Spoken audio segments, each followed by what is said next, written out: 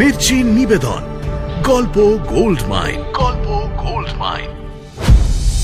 ওই পর্দার আড়ালে মনে হচ্ছে আরো একটা দরজা আছে, চলো তো।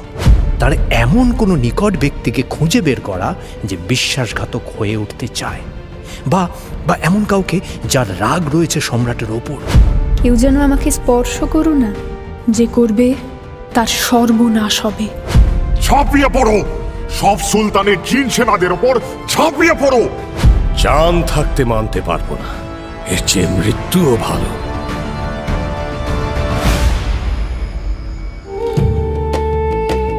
মির্চি গল্প গোল্ড মাইন শুনছেন আরব্য রজনী। আজ শুনবেন রহস্যময় তাম্রনগরী।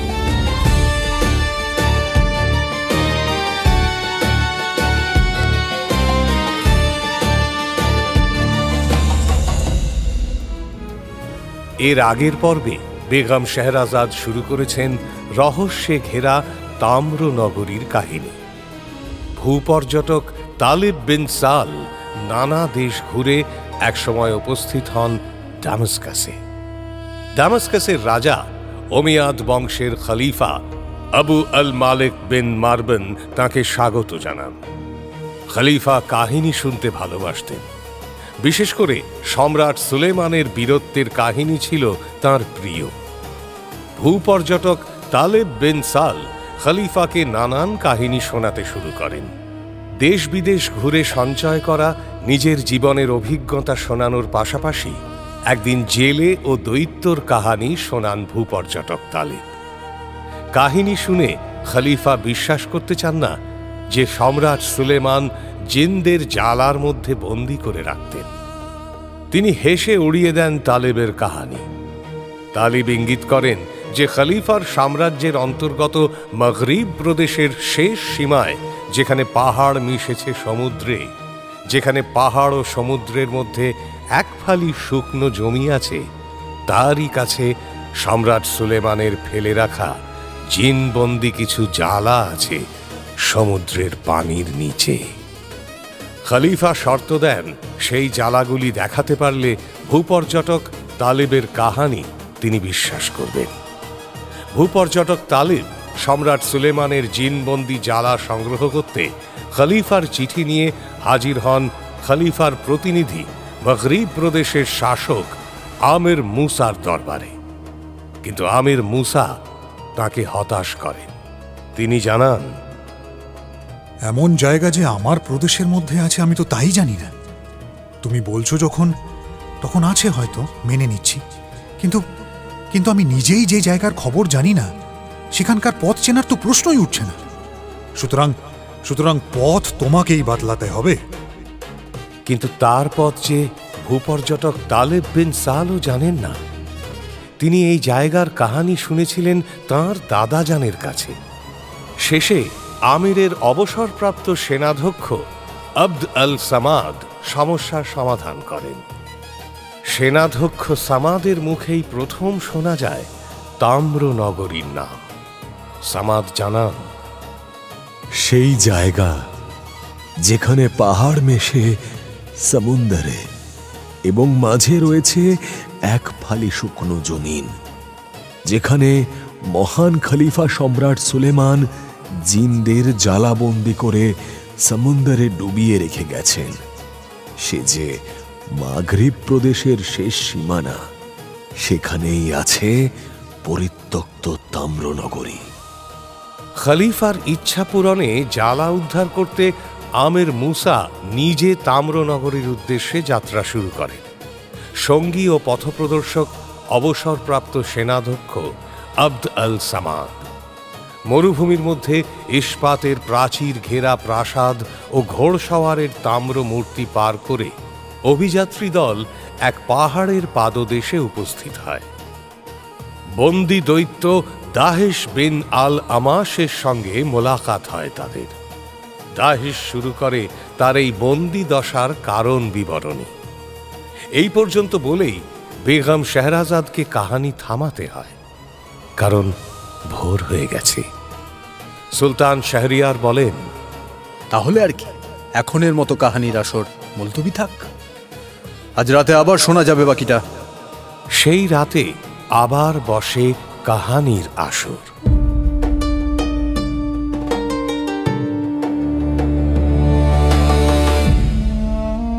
অনুমতি হলে শুরু করি জাহাপানা, সেই তাম্র নগরীর কথা।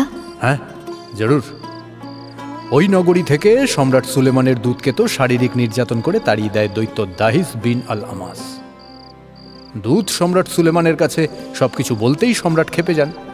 কি ঠিক বলছি তো? মনে আছে তো ঠিকঠাক? জি হুজুর। দূতের কাছে সব শুনে সম্রাটের দুচোখে রাগের আগুন ঝলসে ওঠে। দূতকে শারীরিক নির্যাতন করে সমুদ্রের রাজা যে শুধু সম্রাট সুলেমানকেই অপমান করেছেন তাই নয়, আন্তর্জাতিক রাজনীতির রীতিনীতিও ভঙ্গ করেছেন। আন্তর্জাতিক রাজনীতির রীতিনীতি সেটা আবার কি? দুটি দেশের মধ্যে সম্পর্কের কিছু রীতিনীতি থাকে, কিছু নিয়ম থাকে। যেমন এই ক্ষেত্রে নিয়ম হলো কোনো দূতকে কোনোভাবেই নিগ্রহ করা যায় না। যদি তাকে কোনো শত্রু দেশেও পাঠায় এবং অত্যন্ত অপমানজনক কোনো সংবাদ সে নিয়ে আসে, তবুও তাকে কোনোভাবেই অপমান করা যায় না, উল্টে তার খাতিরদারি করা উচিত। এবং এখানে সমুদ্রের রাজা এই নীতি ভঙ্গ করেছে, সুতরাং অপরাধ মারাত্মক। ফলে সম্রাট সুলেমান প্রচণ্ড রেগে যান। তিনি তার সমস্ত সেনাবাহিনীকে জড়ো হওয়ার নির্দেশ দেন তুরন্ত। সম্রাট সুলেমানের সেনাবাহিনী মানে কিন্তু শুধু মানুষ নয়, জানো তো দুনিয়াজাদ, তার সেনাবাহিনীতে পশু পাখিও ছিল। হ্যাঁ, আর ছিল জিনদের দল। এই যুদ্ধে সম্রাট সুলেমান পশু পাখি আর জিনদের পরিচালনার দায়িত্ব দেন রাজা দিমরিয়াতকে, আর মানুষ সৈন্য সামন্তের দায়িত্বে থাকে আসব বিন বারখিয়া। সমগ্র সেনাবাহিনীর পরিচালনার দায়িত্ব নিজের হাতে রাখেন সম্রাট সুলেমান। তিনি তার সেনাবাহিনীকে পানি, জমিন আর আসমান এই 3 ভাগে ভাগ করে যুদ্ধযাত্রা শুরু করেন। প্রথম থেকেই পরিকল্পনা মাফিক এগোতে থাকে খলিফা সম্রাট সুলেমানের বাহিনী। অন্যদিকে সমুদ্রের রাজার বাহিনী কল্পনাই করতে পারে না সম্রাট সুলেমানের বাহিনীর বহর। তারা দৈত্য দাহিস বিন আল আমাসের নেতৃত্বে তাম্র নগরী পাহারা দিতে থাকে। জিনদের সমর্থন থাকায় সমুদ্ররাজ প্রথম বিপদটা আঁচ করতে পারে যখন বড় বড় পাখিরা আকাশে চক্কর দিতে শুরু করে। তাম্র নগরী ও তার চারপাশে আসমান ভরে যায় ভয়ঙ্কর সব পাখির ঝাঁকে। দিনের বেলাতেও আকাশ কালো করে আসে, সূর্যের আলো ঢাকা পড়ে যায়। পাখিগুলো শত্রুপক্ষের গতিবিধির ওপর নজর রাখতে থাকে, আর সুযোগ পেলেই সৈন্যদের ছোঁ মেরে চোখ নাক কান উপড়ে নিতে থাকে। পাখিদের অত্যাচারেই তাম্র নগরীর সেনাদল প্রায় ছত্রভঙ্গ হয়ে যায়। খোলা জায়গা ছেড়ে সুরক্ষিত ছাদের নিচে আশ্রয় নিতে হয় তাদের। এই সুযোগে সম্রাট সুলেমানের স্থল বাহিনী নিজেদের অবস্থান দৃঢ় করে নেয়। প্রথমে থাকে মানব বাহিনী, তাদের দুপাশ থেকে ঘিরে রাখে বাঘ, সিংহ, চিতা, হায়নাদের মতো হিংস্র পশুদের দল। এবং সব শেষে থাকে সুলেমানের জিন বাহিনী। সমুদ্র উপকূল ঘিরে খলিফা সম্রাট সুলতানের নৌবাহিনী। যখন সমুদ্ররাজের কানে পৌঁছয় তখন সে ভয় পেয়ে যায়। হাহাকার ওঠে নগরী জুড়ে। সমুদ্ররাজ এই যুদ্ধে তার প্রধান সেনাপতি দাহিস বিন আল আমাসকে ডেকে পরামর্শ করেন। তুমি কি বলো সেনাপতি দাহিস? আত্মসমর্পণ করব? আত্মসমর্পণ? যুদ্ধ না করেই পরাজয় স্বীকার করে নেবেন হুজুর? এছাড়া তো আর কোনো রাস্তা দেখছি না। ভুলে যাচ্ছেন কেন হুজুর? আত্মসমর্পণ করা মানে ওই খলিফা সুলেমানের 3টে শর্ত মেনে নেওয়া। নিজের মেয়েকে ওর হাতে তুলে দিতে পারবেন তো জাহাপানা? পারবেন তো আল্লাহর আরাধনা করতে? পারবেন তো যে বেটা আপনার সাধের নগরী ঘিরে অত্যাচার শুরু করেছে তাকে নেতা বলে মানতে পারবেন তো? জান থাকতে মানতে পারবো না, এর চেয়ে মৃত্যুও ভালো। আমারও সেই কথা হুজুর, যখন ভালো তখন না হয় লড়েই মরি। দৈত্য দাহিসের কথাই যথাযথ মনে হয় সমুদ্ররাজের। সে যুদ্ধ এলান করে। আক্রমণ! শুরু হয় যুদ্ধ। মানব বাহিনীর মাঝখানে সোনা দিয়ে মোড়া পাথরের সিংহাসনের ওপরে চেপে এগিয়ে আসেন স্বয়ং খলিফা সম্রাট সুলেমান। 4টে হাতি টেনে নিয়ে চলে তার সিংহাসন। তার বাঁ পাশে থাকে সেনাপতি আসব বিন বারখিয়া এবং ডান পাশে থাকে রাজা দিমরিয়াত। তাম্রনগরীর সেনাদের আকাশপথে অনবরত আক্রমণ শানাতে থাকে সম্রাট সুলেমানের পাখি বাহিনী। স্থলপথে তাদের সামনে রুখে দাঁড়ায় মানব বাহিনী। প্রচণ্ড কোলাহল, দামামা আর কারা নাকারার ধ্বনি, সৈন্য সামন্ত ও তাদের হাতি ঘোড়ার চিৎকার, হিংস্র পশুদের চিৎকার, আসমানে পাখিদের চিৎকার, জিনদের ভয়াবহ গর্জনকে ছাপিয়ে তাম্রনগরীর সেনাদের মৃত্যু যন্ত্রণার আর্তনাদে ভরে যায় জমিন থেকে আসমান। আহত সেনাদের টেনে নিয়ে যেতে থাকে চিতাবাঘ, হায়না, বাঘ, সিংহের দল। কর্মর করে তাদের হাড় চিবিয়ে খায়। দাপাদাপি আর লাফালাফিতে তাম্রনগরী কেঁপে ওঠে। ছত্রভঙ্গ হয়ে যায় তাম্রনগরীর সমুদ্ররাজের সেনাবাহিনী। সেনাপতি দহেশ বিন আল আমাস তখন যুদ্ধের ময়দানে বীর বিক্রমে যুদ্ধ করে চলেছে।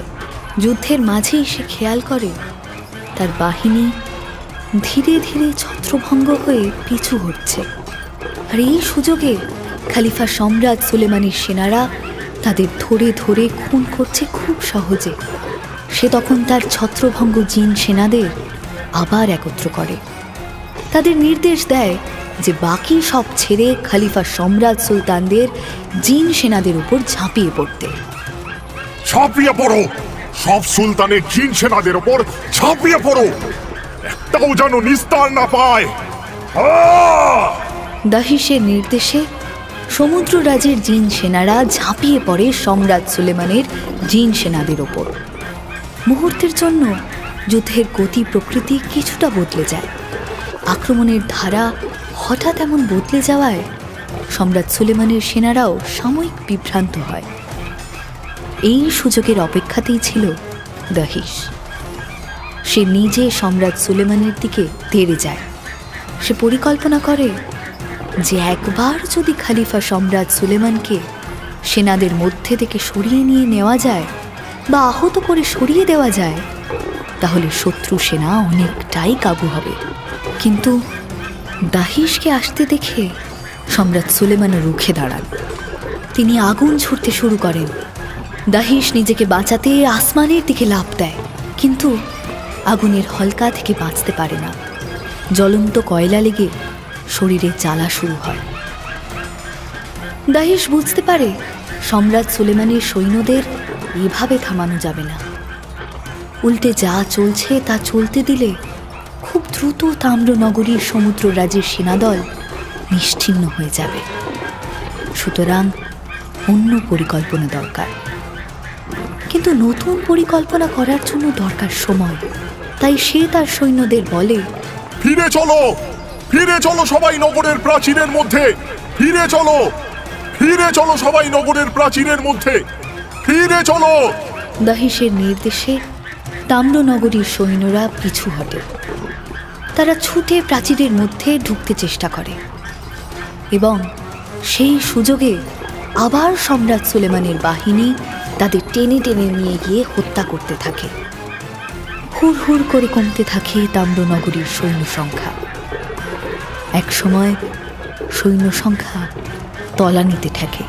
খলিফা সম্রাট সুলেমানের সেনারা চারদিক দিয়ে ঘিরে ধরে তাদের। শুরু হয় যুদ্ধের শেষ দৃশ্য। অন্যদিকে দলছুট হয়ে পড়া আহত দাহিশের দিকে ছুটে আসছে খলিফা সম্রাট সুলেমানের একদল জিন সেনা। দাহিশ পালানোর আপ্রাণ চেষ্টা করে, কিন্তু আহত শরীরে বেশি দূর পালাতে পারে না। সম্রাট সুলেমানের জিন সৈন্যরা তাকে ঘিরে ফেলে। ধরা পড়ে দাহিশ। সূর্য ডোবার অনেক আগেই যুদ্ধ শেষ হয়ে যায়। সম্রাট সুলেমানের নির্দেশে আমাকে এই পাহাড়ে বন্দি করা হয়, আর আমারই চোখের সামনে আমার জিন সৈন্যদের ধোঁয়া বানিয়ে তাদের তামার জ্বালায় বন্দি করা হয়।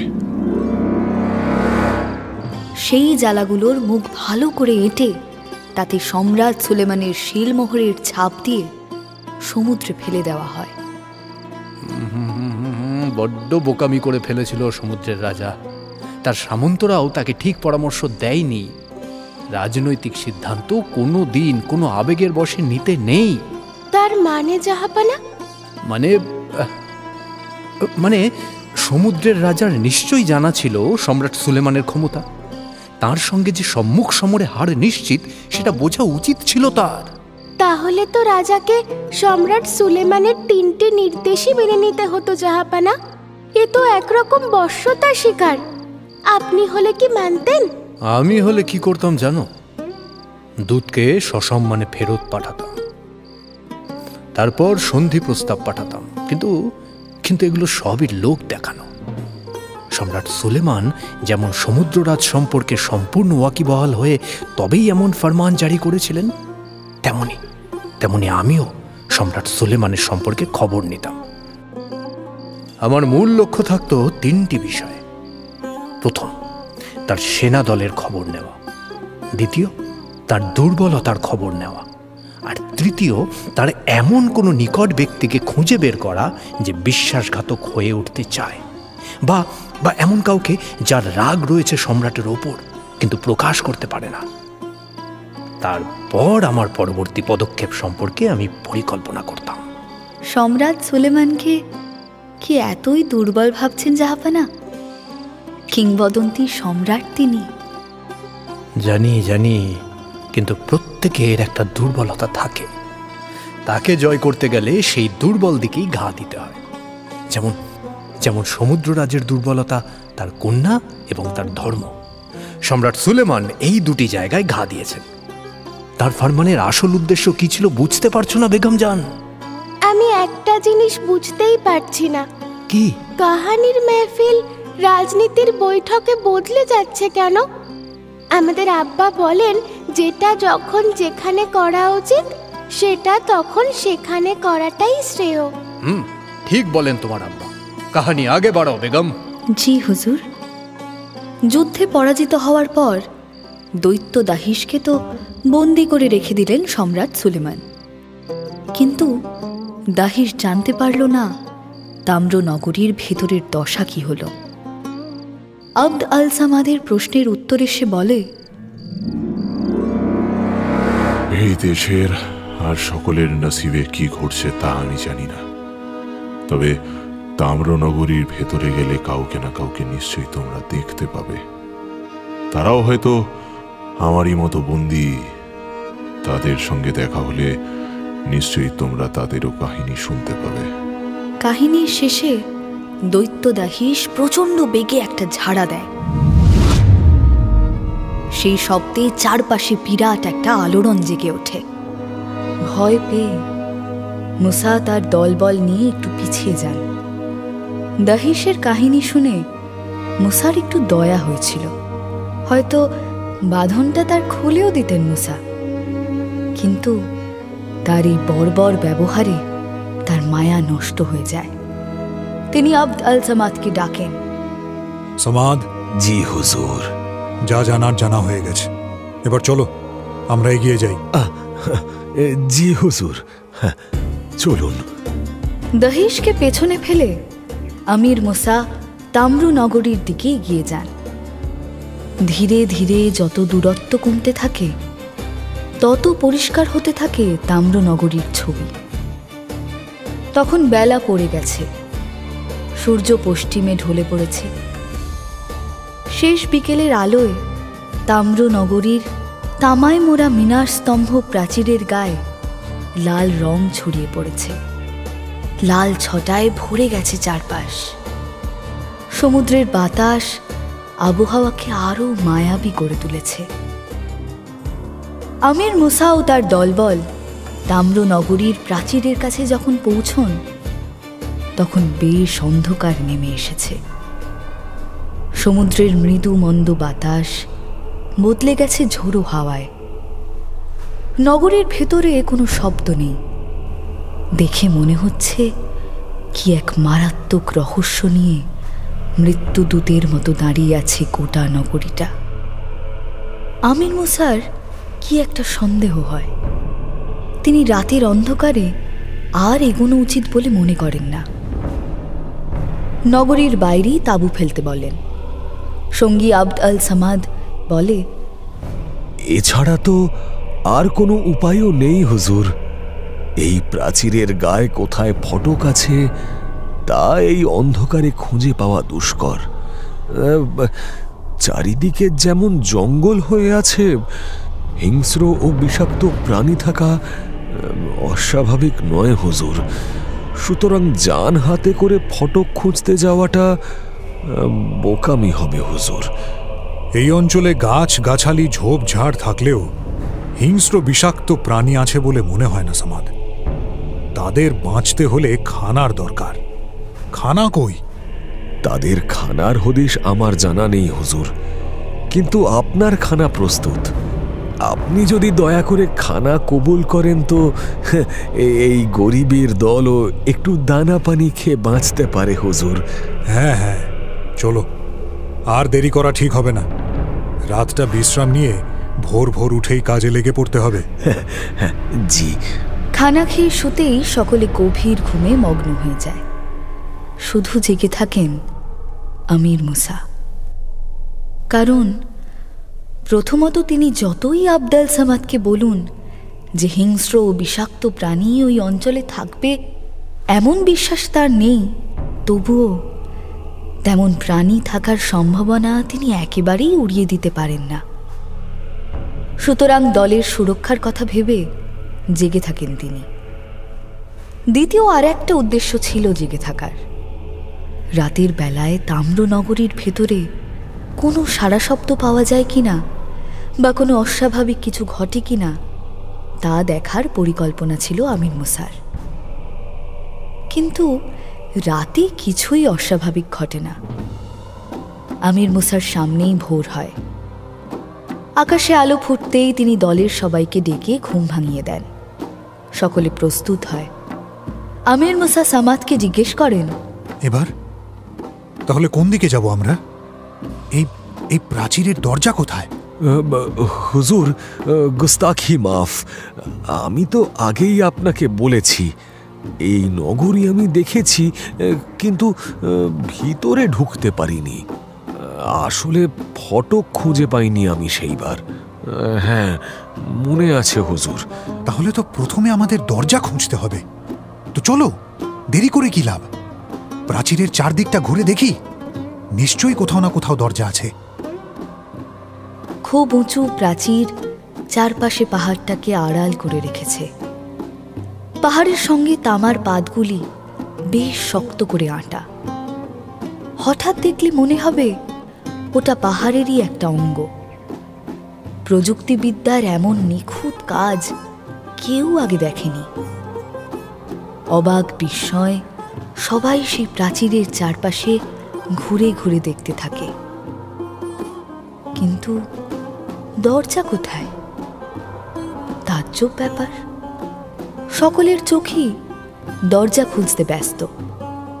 শেষে ঘুরতে ঘুরতে যেখান থেকে শুরু করেছিল সেখানেই ফিরে আসে সবাই। কিন্তু দরজা খুঁজে পাওয়া যায় না। একটা ফোকর পর্যন্ত নেই। এদিকে বেলা বেড়ে চলেছে। দিনের বেলায়ও নগরীর ভিতর কোনো শব্দ নেই। মুসা বাকিদের বিশ্রাম নিতে বলে নিজে আবার এক চক্কর লাগান নগরীর চারপাশে। কিন্তু ভিতরে ঢোকার কোনো রাস্তাই উদ্ধার হয় না। এদিকে সন্ধে হয়ে যায়। সন্ধে নামতেই আমির মুসা তার দলকে নির্দেশ দেন, না, এই অন্ধকারে আর খোঁজাখুঁজি করে লাভ নেই। দিনের আলোয় যখন কিছু নজরে পড়েনি, রাতের অন্ধকারে পড়বে বলে মনে হয় না। সুতরাং আজকের মতো সবাই বিশ্রাম নাও, কাল সকালে আবার দেখা যাবে। আবার তাঁবু খাটিয়ে সকলে খানাপিনার ইন্তজাম শুরু করে। আমির মুসা সেই ফাঁকে আবদ আল সামাদের সঙ্গে পরামর্শ সারেন। সামাদ। জি হুজুর। কেন জানি না, আমার মনে হচ্ছে এভাবে দরজা খুঁজে লাভ হবে না। অন্য কোনো রাস্তা ভাবতে হবে। কিন্তু হুজুর, আর কি রাস্তা আছে? দরজা খুঁজে না পেলে আমরা ভিতরে ঢুকবো কি করে হুজুর? এই পাঁচিল টপকে? শোনো, ওই দিকের ওই পাহাড়টা দেখতে পাচ্ছ? তাম্রনগরীর অদূরে একটি টিলা দেখেন আমির মুসা। অন্ধকারে একটা ছায়ার মতো দাঁড়িয়ে রয়েছে। জি হুজুর। কাল বাকি দল এখানে রেখে আমি আর তুমি প্রথমে ওই পাহাড়ে উঠব। আমার মনে হয় ওটা থেকে ভিতরের কিছু অন্তত দেখা যেতে পারে। আগে হুজুর, মনে তো হচ্ছে ওটার চূড়ায় উঠতে পারলে দূরবীন দিয়ে গোটা নগরীটাই দেখতে পাওয়া যাবে। আমারও তাই মনে হয়। ওটার চূড়ায় উঠে একবার দেখার চেষ্টা করতে হবে যে ভিতরে কি আছে। পরদিন ভোর হতেই পরিকল্পনা মাফিক কাজ শুরু করেন আমির মুসা। আবদাল সামাদকে নিয়ে রওনা হন টিলার দিকে। টিলাটা দেখতে কাছে হলেও আদতে বেশ দূরে। ঝোপঝাড় বন জঙ্গলের মধ্যে দিয়ে পথ তৈরি করে এগিয়ে যেতে হয় তাদের। ছোট বড় গাছ পদে পদে বাধা হয়ে দাঁড়ায় বারবার। তারই মাঝে একটা বিশেষ ব্যাপার লক্ষ্য করেন মুসা। সঙ্গী সামাদকে ডেকে বলেন, সামাদ, কি হুজুর? একটা জিনিস লক্ষ্য করেছ? জনপ্রাণী তো দূরের কথা, এই নগরীর সামনে আস্তানা গেড়ে আছি 2 রাত কেটে গেল।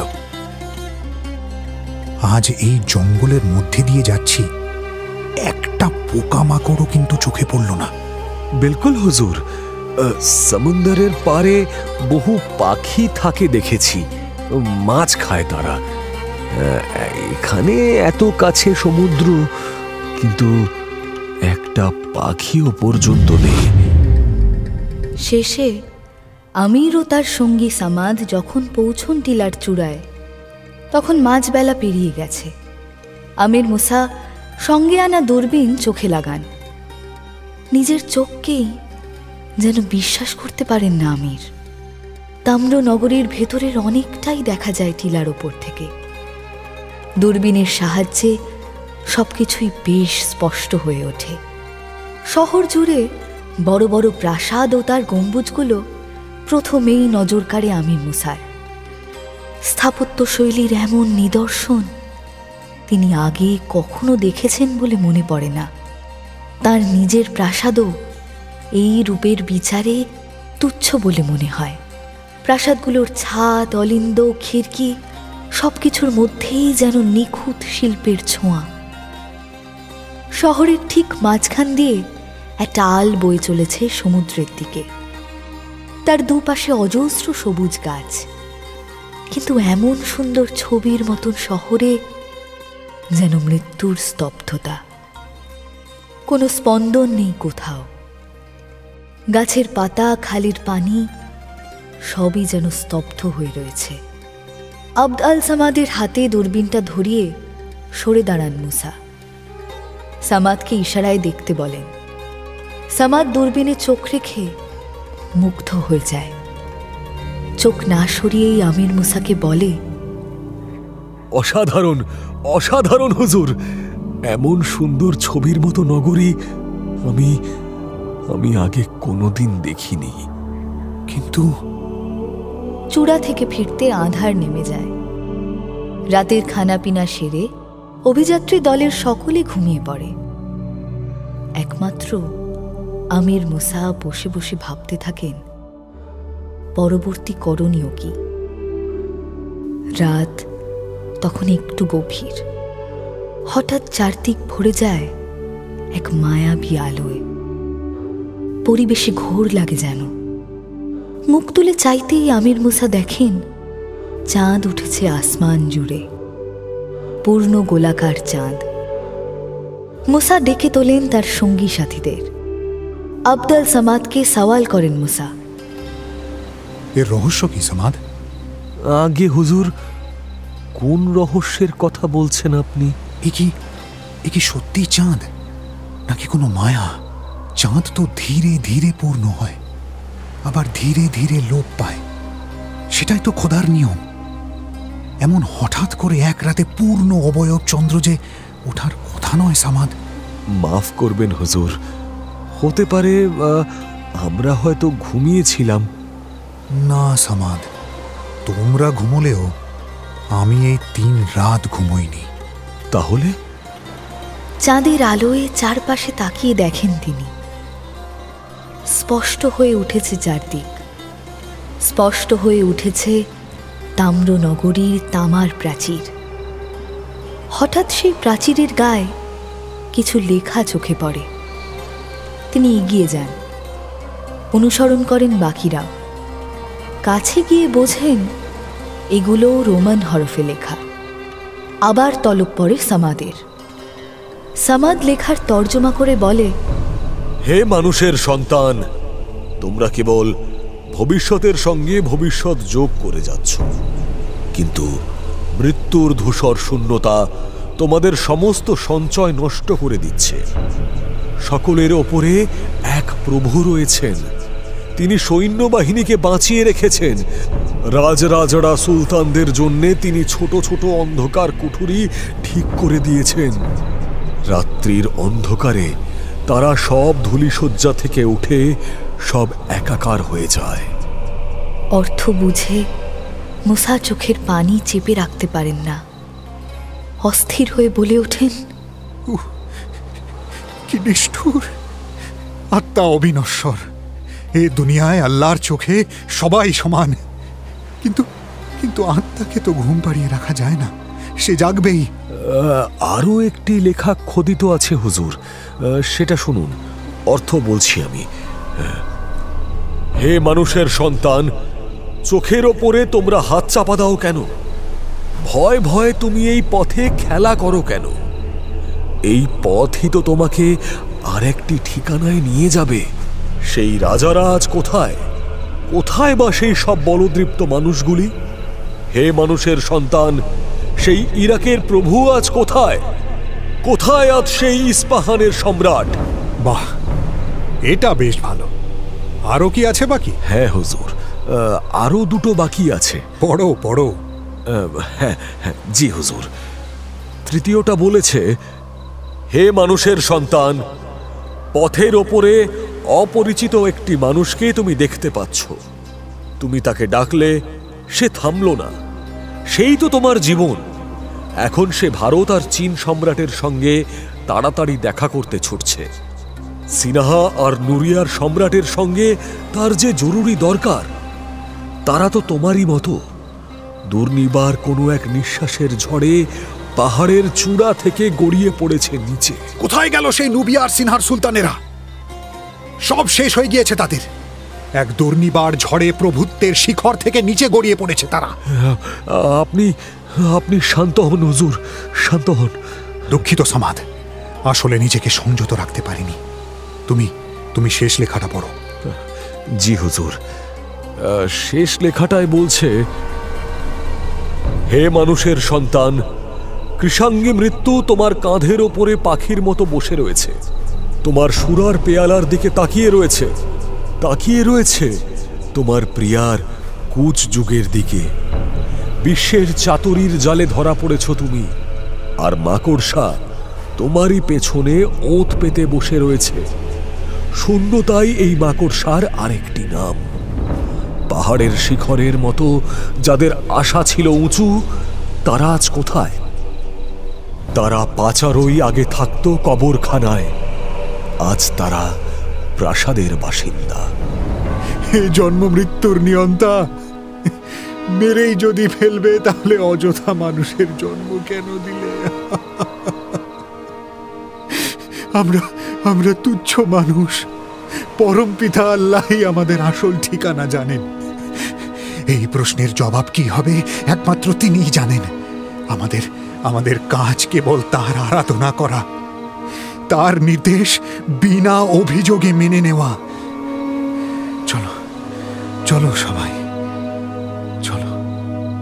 ভারাক্রান্ত মনে সকলে ফিরে যান শিবিরে। শিবিরে ফিরে মুসা তার সঙ্গী সাথীদের ডেকে বলেন, এখনই দুটো মই তৈরি করো। সে মই বেয়ে আমরা তামার প্রাচীর টপকে ভিতরে যাব। একখানা মই থাকবে বাইরে, সেটা দিয়ে আমরা উঠব, আর একটা ভিতরে থাকবে, সেটা দিয়ে আমরা নামব। সঙ্গী সাথীরা সঙ্গে সঙ্গে পাহাড় থেকে কাঠ কেটে নিয়ে আসে। উটের লাগাম খুলে একটার সঙ্গে একটা করে কাঠের টুকরো বেঁধে মই বানাতে থাকে। কিন্তু এক সময় উটের লাগাম শেষ হয়ে যায়। তখন নিজেদের কোমর বন্ধনীগুলো খুলে নিয়ে বাঁধতে থাকে। দেখতে দেখতে কোমর বন্ধনীও শেষ হয়ে যায়। তখন কাপড় ফালা ফালা করে ছিঁড়ে তাই দিয়ে বাঁধা শুরু হয়। ভোরের সূর্য যখন পূব আকাশ লাল করে উদয় হচ্ছে, তখন শেষ হয় মই বাঁধার কাজ। মায়াবী চাঁদ কোন ফাঁকে ছুটি নিয়ে চলে গেছে খেয়াল করেনি কেউ। একটা মই সকলে মিলে নিয়ে প্রাচীরের গায়ে শক্ত করে লাগায়। পাথরের ছোট্ট টুকরো দিয়ে দৃঢ় করে মইয়ের গোড়া। আল্লাহর নাম করে একে একে উঠতে শুরু করে। সবার আগে ওঠেন মুসা নিজে। প্রাচীরের উপরে উঠে দেখা যায় ওপরটা বেশ চওড়া। ওপর দিয়ে দিব্যি পাশাপাশি গোটা চারেক উট চলে যেতে পারে। জায়গায় জায়গায় দুটো দুটো করে বুরুজ পাশাপাশি মাথা তুলে দাঁড়িয়ে আছে। মুসা আব্দুল সামাদকে প্রশ্ন করেন, সামাদ, জি হুজুর। কোন দিকে যাওয়া যায়? এই দিকে চলুন হুজুর। হ্যাঁ, এদিকের বুরুজগুলো কাছে, দেখা যাক ওতে কোনো সূত্র মেলে কিনা। অভিযাত্রী দল এগিয়ে যায় বুরুজ দুটোর দিকে। বুরুজের কাছে পৌঁছে মুসা নির্দেশ দেন, ভালো করে দেখো কোনো ফাঁক ফোকর কিছু আছে কিনা। আব্দুল সামাদ 2 পা কাছে এগিয়ে একটু ভালো করে দেখেই বলে ওঠে, হুজুর, এই যে ঘোড়সওয়ারের মূর্তিটা মনে হয় একটা দরজার পাল্লা। ওই দেখি। মুসা দ্রুত এগিয়ে এসে ভালো করে নিরীক্ষণ করে বলেন, দরজার পাল্লা তো বুঝলাম, কিন্তু খোলে কিভাবে? ঠেলে দেখো তো। তার প্রয়োজন নেই হুজুর, এর ওপরে দুটো বাক্য রয়েছে। মনে হচ্ছে এই দরজা খোলার নির্দেশ এটা। কি বলছে? বলছে যে এই ঘোড়সওয়ারের মূর্তির নাভিতে একটা সোনার পেরেক আছে, সেটা 12 বার চাপ দিতে। কোথায় পেরেক? দেখি। মুসা দ্রুত এগিয়ে ভালো করে দেখতেই ঘোড়সওয়ারের নাভিতে সোনার পেরেক পেয়ে যান। তিনি চাপ দিতে থাকেন বারবার। এক সময় যেন পাল্লাটা নড়ে ওঠে। মুসা 2 পা পিছিয়ে আসেন। সকলে উদ্গ্রীব হয়ে তাকিয়ে থাকে পাল্লার দিকে, কিন্তু পাল্লা খোলে না। মুসা বলেন, দূর, কই কিছু হচ্ছে না তো সামাদ। হুজুর, তাহলে মনে হয় এটা অন্য কোনো কিছুর নির্দেশ। আরে তাহলেও তো কিছু একটা হবে রে বাবা। ইয়া আল্লাহ, পথ বাতলাও আল্লাহ। অস্থির মুসাকে স্তব্ধ করে হঠাৎ পাল্লাটা শব্দ তুলে খুলে যায়। মুসা কিছুক্ষণ অপেক্ষা করেন। ভেতরটা অন্ধকার, বাইরে তীব্র দিনের আলো। চোখ সইতেই সময় নেয়। ধীরে ধীরে ভেতরের দৃশ্য স্পষ্ট হয়। দেখা যায় একটা লাল পাথরের সিঁড়ি নেমে গেছে নিচে। মুসা খুব সাবধানে বুরুজের দরজা পার করেন। তার পিছনে আসে আব্দুল সামাদ এবং সামাদের পিছনে বাকিরা। সিঁড়ির কাছে দাঁড়িয়ে কিছু ভাবেন, তারপর তরতর করে নামতে শুরু করেন সিঁড়ি বেয়ে। সিঁড়ির শেষ ধাপটায় হঠাৎ দাঁড়িয়ে যান মুসা। সামনেই এক বিশাল ঘর। ঘরে কয়েকজন প্রহরী সিঁড়ির দিকে মুখ করেই দাঁড়িয়ে আছে। সকলের হাতে অস্ত্র।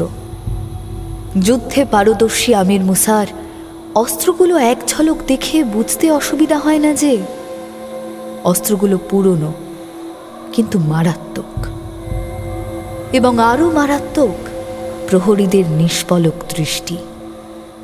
মুসা সংযত করে নেন নিজেকে। প্রহরীদের বলেন, সুপ্রভাত, আমি আমির মুসা, এই মাগরিব প্রদেশের শাসক।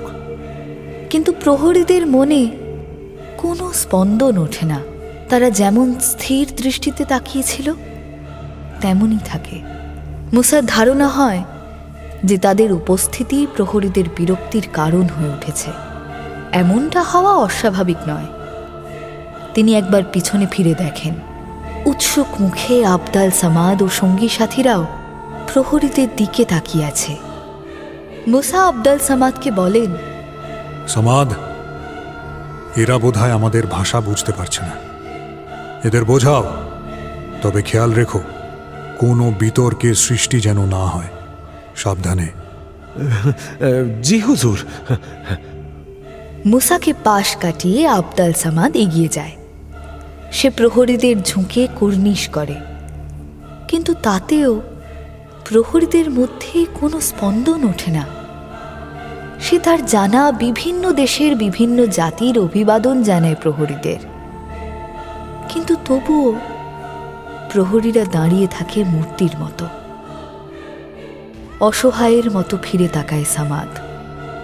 মুসা নির্দেশ দেন, ওদেরকে বলো যে আমরা অশান্তি করতে আসিনি, শান্তি বজায় রেখে ওদের দলপতির সঙ্গে দেখা করতে চাই। আমির মুসার বক্তব্য নানা ভাষায় তর্জমা করে আবদাল সামাদ প্রহরীদের বোঝানোর চেষ্টা করে, কিন্তু তবুও তারা স্থির, মূর্তির মতো স্থির। নিরাশ হয়ে সামাদ তাদের একজনের কাঁধ স্পর্শ করার জন্য হাত বাড়ায়। তখনই চেঁচিয়ে ওঠেন মুসা, সামাদ, ছুঁয়ো না! চমকে ওঠেন সামাদ। হুজুর, মনে হচ্ছে কোনো জাদু এদের পাথর করে রেখেছে। এদের ছোঁয়া বিপদ ডেকে আনতে পারে।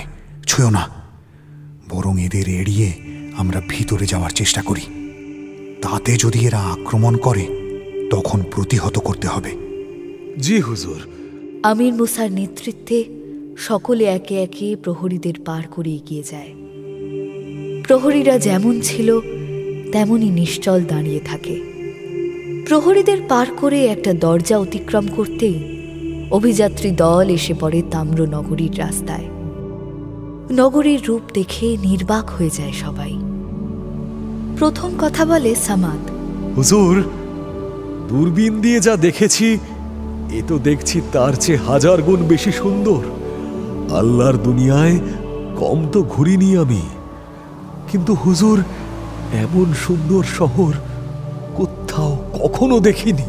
ঠিকই বলেছ সামাদ, কিন্তু কিন্তু এই কি, দোকান পাট সব খোলা, লোকজনও গিজগিজ করছে, কিন্তু সকলেই স্থির, পাথরের মতো স্থির।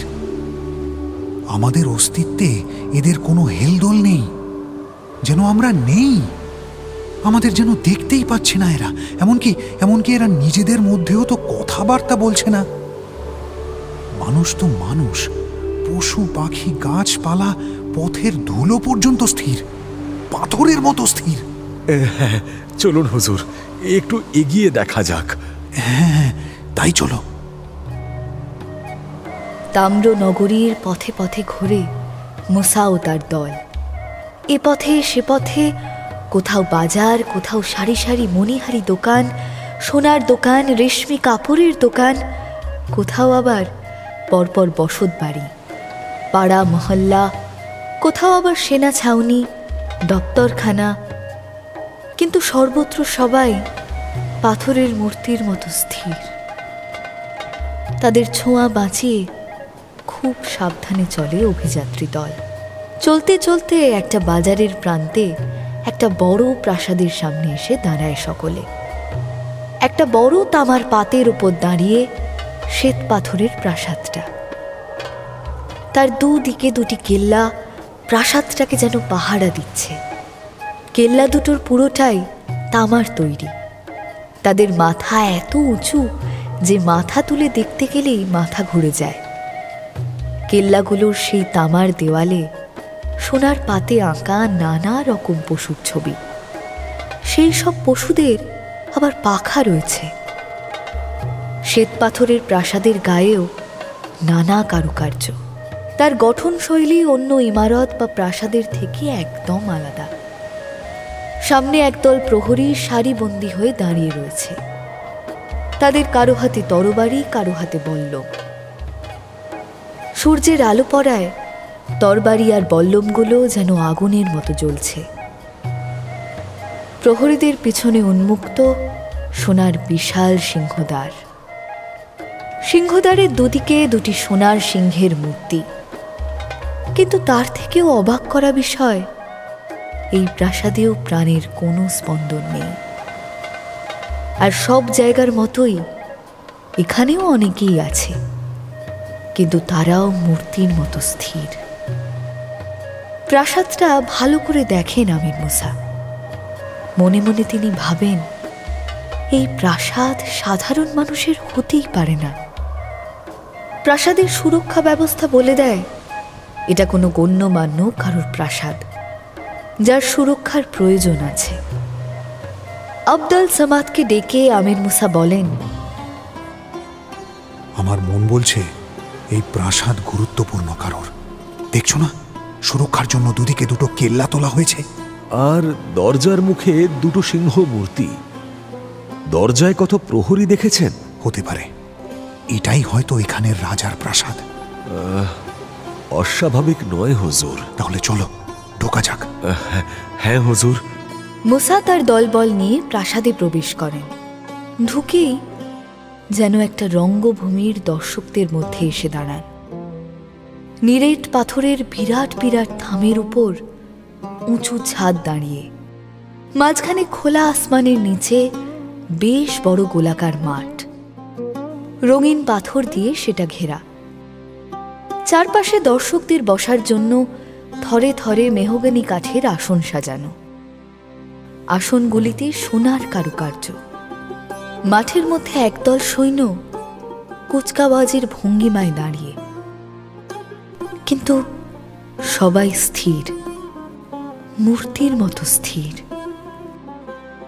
চারদিকে দেওয়ালে নানা অস্ত্রশস্ত্র ঝুলছে, প্রত্যেকটির হাতলে মূল্যবান পাথরের নকশা। অস্ত্রগুলি পুরনো ধাঁচের হলেও মারাত্মক। এমন অনেক অস্ত্রের কথা মুসা শুনেছেন, পুঁথিতে পড়েছেন, কিন্তু কোনোদিনও দেখেননি। একবার তিনি অস্ত্রগুলো ছুঁয়ে দেখার জন্য হাত বাড়ান। পরক্ষণেই সামাদের ডাকে চমকে ওঠেন। হুজুর! ফিরে তাকাতেই দেখেন একটা ছোট্ট বেদির সামনে দাঁড়িয়ে সামাদ। এই বেদিটা আমির মুসার চোখে পড়েনি আগে। খুব উত্তেজিত ভাবে সামাদ বলে, আবারও একটি কবিতা হুজুর। পড়ো পড়ো। এটাতে বলছে, হে মানুষের সন্তান, তাড়াতাড়ি পিছন ফিরে দাঁড়াও, দেখবে মৃত্যু তোমার পিছনে রয়েছে। আদম তাকে দেখেছিল নিমরড, পারস্যের সম্রাটরাও দেখেছিল তাকে, আর দেখেছিল বিশ্বজয়ী আলেকজান্ডার। হামাম, কারুম আর সাদাদাও দেখতে ভুল করেনি তাকে। এই জগৎ ছেড়ে যাওয়ার নির্দেশ এসেছিল তাদের ওপরে। একটি প্রশ্নও করা হয়েছিল তাদের, যে প্রশ্ন এই জগৎ করতে পারেনি তাদের। হে অমৃতের পুত্রগণ, শোনো, মৃত্যুর ভয়ই মানুষের মধ্যে জ্ঞানের উন্মেষ করে। এই জীবনে যতটুকু ভালো কাজ তুমি করবে, এই রক্তাক্ত জীবনে সেইগুলি ফুল হয়ে ফুটে উঠবে। ভালো কবিতা, কিন্তু কি নির্দেশ করছে বুঝতে পারলাম না। আর একটা বিষয় লক্ষ্য করেছো সামাদ? কি হুজুর? সেই মরুভূমির মাঝে ইস্পাতের প্রাচীর ঘেরা বাড়িটার কথা মনে আছে? হ্যাঁ হুজুর।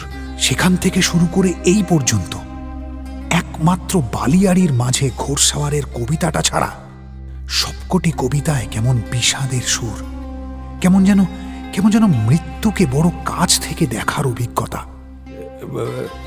জি হুজুর, এটা খেয়াল করিনি আগে। এত সুন্দর সাজানো গোছানো এই শহর, তাহলে এত হতাশা কেন? হতে পারে হুজুর, এই করুণ পরিণতির পরে এগুলো লেখা হয়েছে।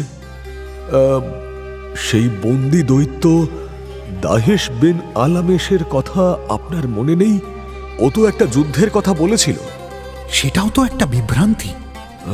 কেন হুজুর, এমন কেন বলছেন আপনি? যুদ্ধের সময় বা পরে কোনো নগরীতে কি এত স্বাভাবিক সচ্ছল জীবনযাত্রা থাকতে পারে? যে সমাজ এখানে স্তব্ধ হয়ে আছে সেটা কোনো যুদ্ধের সময়ের সমাজ হতে পারে না। এই সমাজে আতঙ্কের কোনো চিহ্ন নেই। আর দেখো, সৈন্যরা কুচকাওয়াজ করছে। যুদ্ধের সময় সৈন্যরা যুদ্ধক্ষেত্র ছেড়ে কুচকাওয়াজ করবে? জি হুজুর, আপনি ঠিকই বলেছেন। চলো এগোনো যাক, দেখি আগে কি আছে। হ্যাঁ, চলুন। রঙ্গভূমির দর্শক আসনের সারির পিছন ধরে কিছুটা হাঁটার পর আরেকটি দরজা দেখে ঢুকে পড়েন আমির মুসা। ঘরের মাঝে একটা স্বচ্ছ পাথরের মুখ দিয়ে ফোয়ারার জল বেরিয়ে আসছে। এমন স্বচ্ছ পাথর সহজে মেলে না। এত দামি পাথরের ফোয়ারা আমির মুসা খলিফার প্রাসাদেও দেখেননি। পেছন ফিরতেই দেখেন সামাদ ও বাকিরা হাঁ করে তাকিয়ে আছে ছাদের দিকে। তাদের দৃষ্টি অনুসরণ করে ছাদের দিকে তাকায় মুসা। রেশমের ছোট্ট ছোট্ট কাপড়ের টুকরো ঝুলছে ছাদ থেকে। প্রতিটা কাপড়ে সোনালি সুতোর কারুকার্য করা। অপরূপ সেই কারুকার্য। ঘুলঘুলি দিয়ে রোদ এসে পড়ায় সেগুলো চকচক করছে। সেগুলো থেকে আলো ঠিকরে পড়ছে ঘরের দেওয়ালে। ঘরের দেওয়াল জুড়ে নানা রঙের পাথরের কারুকার্য। চিনি, পান্না, পোখরাজ, বৈদুর্য কি নেই সেখানে। ঘরের দেওয়ালের কারুকার্য দেখতে দেখতে একদিকে একটি কাঠের দরজায় চোখ পড়ে মুসার। দরজাটা আয়তনে ছোট। মুসা দরজার দিকে এগিয়ে যান। পাল্লায় আলতো ধাক্কা দিতেই পাল্লাটা খুলে যায়। দরজা দিয়ে মুসা এসে পড়েন অন্য একটি ঘরে। এই ঘরে পুরনো আমলের সোনার উপর মুদ্রা, হিরে, মণি, মুক্ত, জহরত সব ছড়িয়ে ছিটিয়ে বিক্ষিপ্তভাবে স্তূপ হয়ে পড়ে রয়েছে মাটিতে। ঘরের অন্য প্রান্তে আরও একটি দরজা। মুসা তার দলের প্রতি নির্দেশ জারি করেন, সবাই এখানে এসো, কিছুতে ছোঁয়া যেন না লাগে। মুসা ও তার দল সব কিছু খুব সাবধানে ডিঙিয়ে অপর প্রান্তের দরজা পার করে আরেকটি ঘরে ঢোকে। এটিতে ভরে রয়েছে নানান জাতীয় অস্ত্রশস্ত্র। বহু দুষ্প্রাপ্য আর মূল্যবান ধাতু দিয়ে গড়া সেগুলো।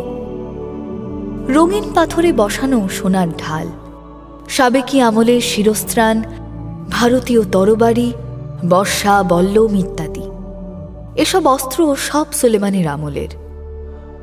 অস্ত্রগুলি সব চকচক করছে।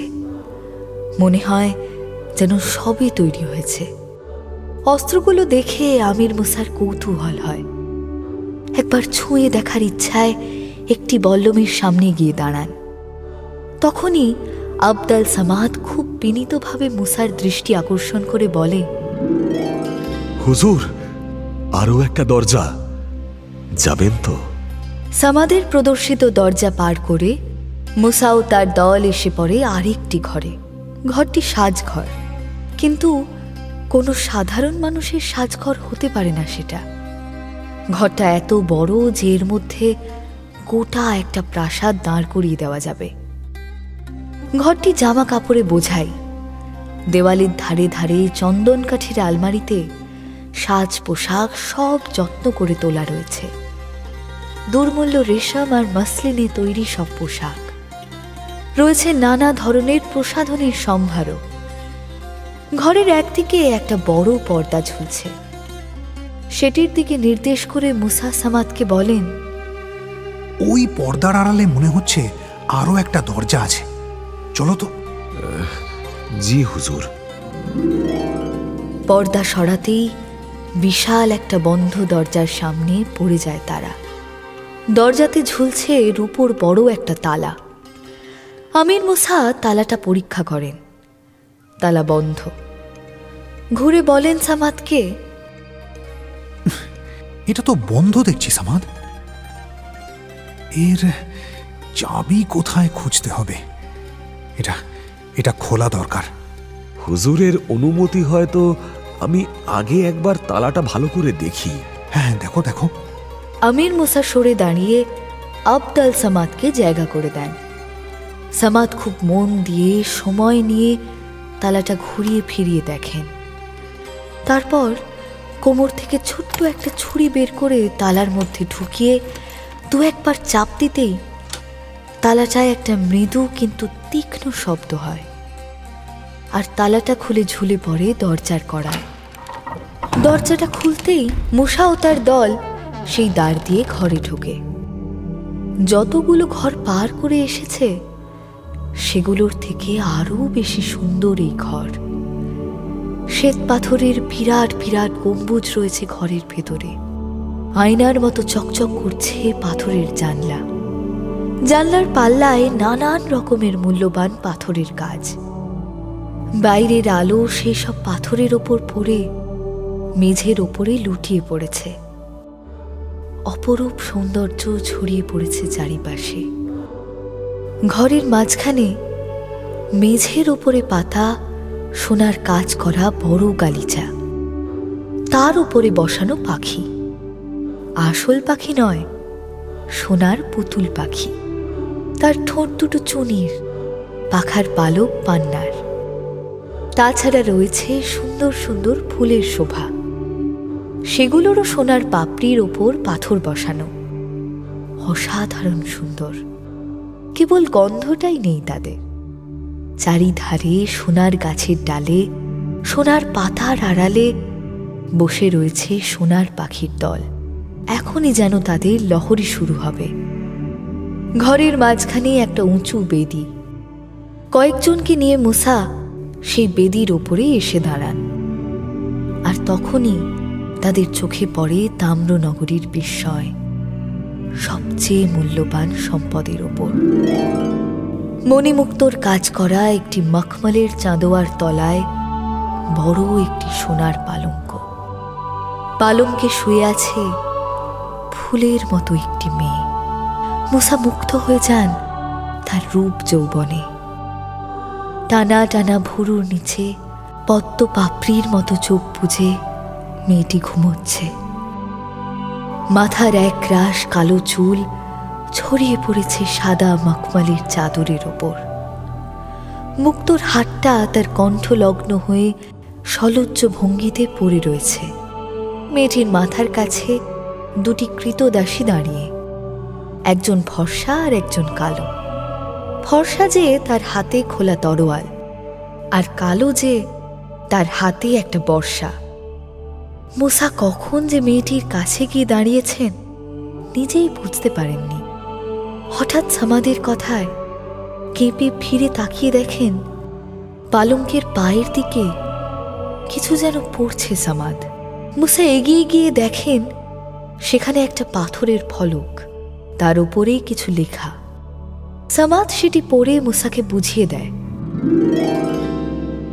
এখানে মেয়েটির পরিচয় লেখা আছে হুজুর।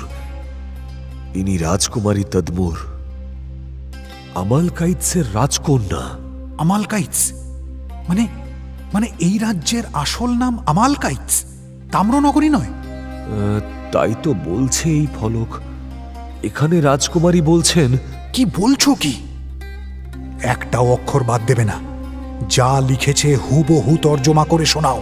জি হুজুর, এখানে লিখেছে, আমার নাম তদমুর, আমালকাইতসের রাজকন্যা। এ শহর আমার। চারিদিকে ধনরত্ন যা পড়ে রয়েছে তা তোমরা ইচ্ছে মতো নিয়ে যেতে পারো। এখানে যে আসবে সব কিছু তারই, কিন্তু সাবধান, আমার রূপে অন্ধ হয়ে কেউ যেন আমাকে স্পর্শ করো না।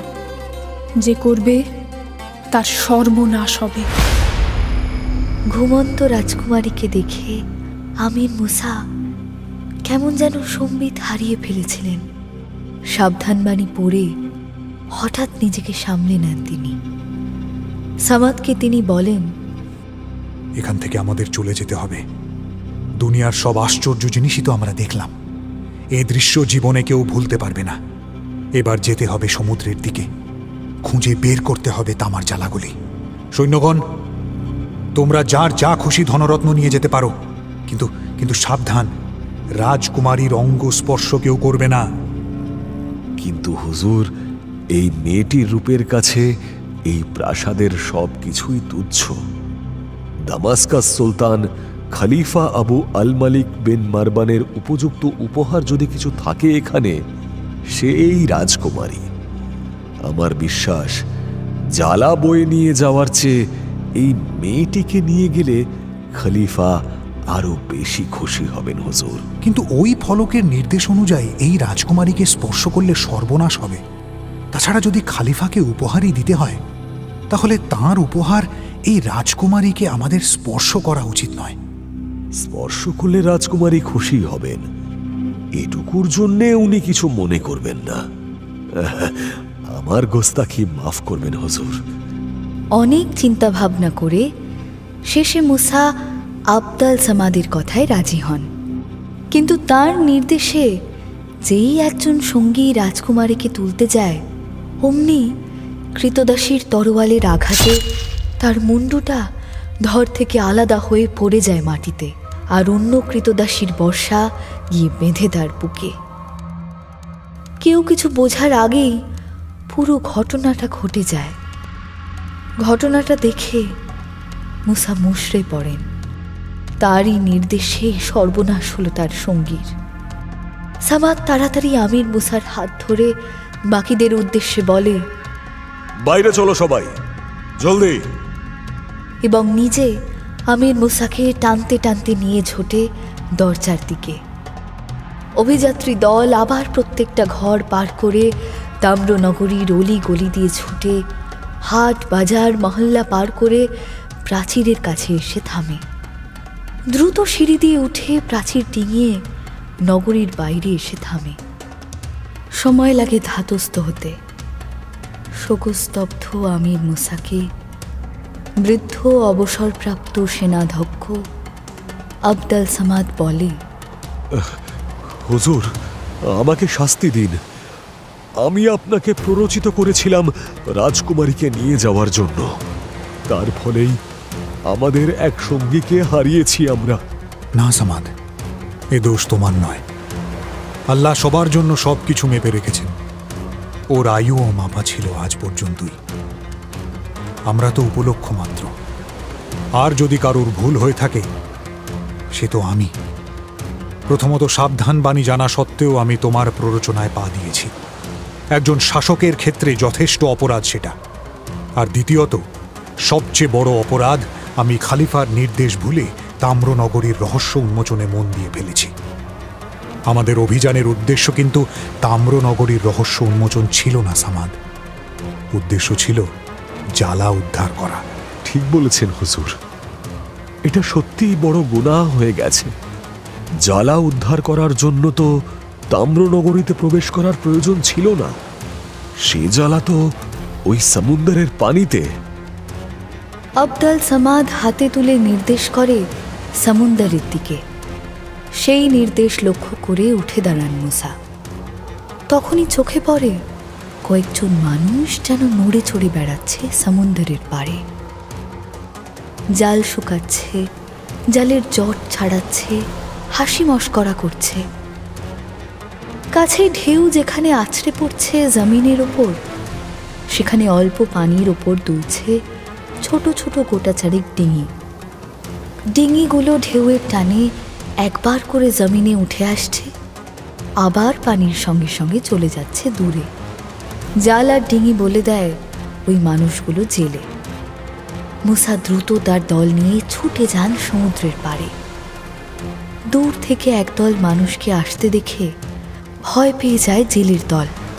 তারা তাড়াতাড়ি পালাতে চেষ্টা করে, কিন্তু জাল গুটিয়ে ডিঙিতে চড়ার আগেই মুসার নির্দেশে তার সঙ্গীরা জেলেদের ধরে ফেলে। তাদের টেনে এনে হাজির করা হয় আমির মুসার সামনে। জেলেদের সর্দার আমির মুসার পায়ে লুটিয়ে পড়ে বলে, মাফ করে দিন হুজুর, মাফ করে দিন। আর এখানে আসবো না। আমরা কঠিন জেলে হুজুর, আমাদের বাড়িতে বিবি বাচ্চা। আমি কে জানো? না হুজুর। আমি আমির মুসা, মাগরিবের শাসক। আমির মুসা? সেলাম হুজুর, হাজার সেলাম। আপনি এখানে? সে অনেক কথা, কিন্তু আগে বলো তোমরা এখানে কি করছো? এই অভিশপ্ত জায়গায় কে আর সাথ করে আসে বলুন হুজুর? ওদিকে মাছের আকাল হয়েছে, রাত জেগে জেগে কেটে গেল, তবু একটাও মাছ উঠল না জালে। তাই এদিকে এসেছিলাম। কি করব হুজুর, মাছ না পেলে যে সংসার চলবে না। এদিকে কি হরদম আসা যাওয়া হয় নাকি আজই প্রথম? না হুজুর, আগেও এসেছি বহুবার। ওদিকটায় মাছ না পেলে এদিকটায় একবার চেষ্টা করে দেখি, কিন্তু এই পর্যন্তই। এর ওপারে যাওয়া মানা হুজুর। মানা? কার মানা? আল্লাহর। আল্লাহর? হ্যাঁ হুজুর, ছোটবেলা থেকেই নানান কথা শুনে আসছি। ওই তামার পাঁচিলের ওদিকে নাকি আল্লাহের অভিশাপ আছে। অভিশাপ? কি অভিশাপ? ওই নগরীতে নাকি পাথর হয়ে গেছে সবাই। আল্লাহের একমাত্র ধর্মপ্রচারক সম্রাট সুলেমানের সঙ্গে দুশমনি করেছিল ওই নগরীর লোকেরা, আর সেই থেকেই ওদের ওই দশা। হ্যাঁ, একমাত্র খলিফা যদি নিজে ওদের হয়ে আল্লাহর কাছে গুনাহ মাফ করার দোয়া মাগেন, তাহলেই ওরা আবার আগের জীবন ফিরে পাবে, নইলে ওদের মরণও হবে না হুজুর। কিন্তু শুনেছি বিদ্রোহ যারা করেছিল তারা নাকি জিন। জিনদের তো সম্রাট সুলেমান তামার জ্বালায় ভরে আটকে রেখেছিল হুজুর। সেই সব জ্বালা এখনো সমুদ্রের পানির নিচেই রয়েছে। আমরা ওই জ্বালা তুলে ওতে মাছ রাখি হুজুর। সে কি? আর জিন? ওই যা, কি হলো দুনিয়াজাদ? আবার তো ভোর হয়ে গেল জাহাপানা। ভোর হয়ে গেল, খেয়ালই করলাম না। না না, আমাকে এবার যেতে হবে। তাহলে কাহানিটা আজ রাতে আবার আয়েশ করে শুনবো না হয়? ঠিক আছে জাহাপানা। অত তাড়ার কি আছে?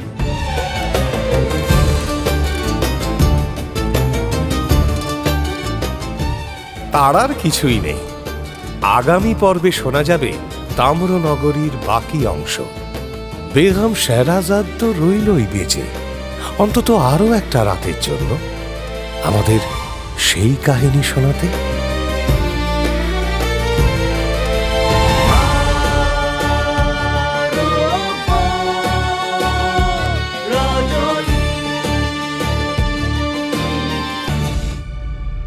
মির্চি গল্প গোল্ড মাইনে শুনলেন আরব্য রজনী। গল্প পাঠে শেখর, শাহরিয়ার, অমিত দে, দুনিয়াজাদ, বর্ণালী দে বর্মন, শেহরাজাদ, সাঁজবাতি দাস, মুসা, দিব্যেন্দু কুণ্ডু, সামাদ, অর্ঘ্যমাল্য মাইতি, রাজা, শেখর, দাহেশ, সুপ্রভাত চক্রবর্তী, রাজকন্যা চিত্রাঙ্গী রয়, জেলে আলাপন মুখার্জি। নাট্যরূপ শিবাশিস বন্দ্যোপাধ্যায়, নাট্যরূপ সহায়তা শুদ্ধ সত্য দাশগুপ্ত, শব্দগ্রহণ ও আবহ সত্যজিৎ সেন, শব্দ পরিকল্পনা ও মিশ্রণ সব্যসাচী মুখার্জি, পরিচালনা শাওলি মজুমদার, সৃজনশীল পরিচালনা ইন্দ্রাণী চক্রবর্তী, প্রযোজনা প্যাস্টেল এন্টারটেইনমেন্ট। মির্চি গল্প গোল্ড মাইন আপনার জন্য exclusively Mirchi Bangla YouTube channel এবং গানা অ্যাপে।